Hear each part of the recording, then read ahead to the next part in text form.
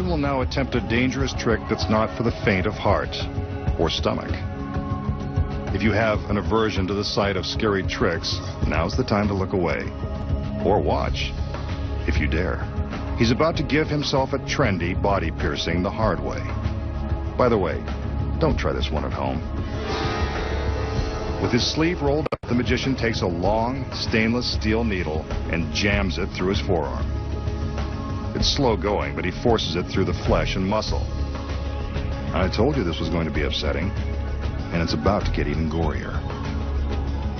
The magician begins to withdraw the needle, and sure enough, he lets loose a small gusher of blood.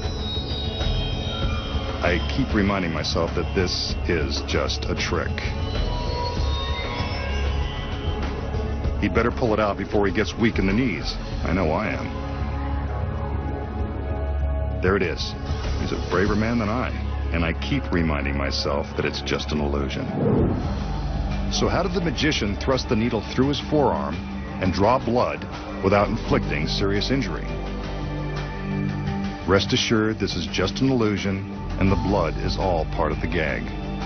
The secret is in this ordinary bottle of rubber cement. Before the trick begins, the magician takes a healthy dose of the clear cement and applies it to his forearm.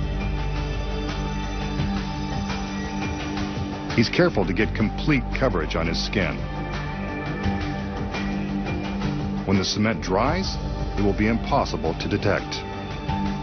Now when the magician appears to plunge the needle into his arm, he's merely pressing it against his skin. He struggles a bit to make the illusion more convincing. Once the needle appears to be completely inserted into his arm, he pinches his skin around the steel. The rubber cement causes the skin to stick to itself. The effect is pretty gruesome, but not grisly enough for our masked man. He wants us to see blood. That's where a trick needle comes in handy. It's secretly hollow, and the knob on the end is really a rubber bulb that contains fake stage blood.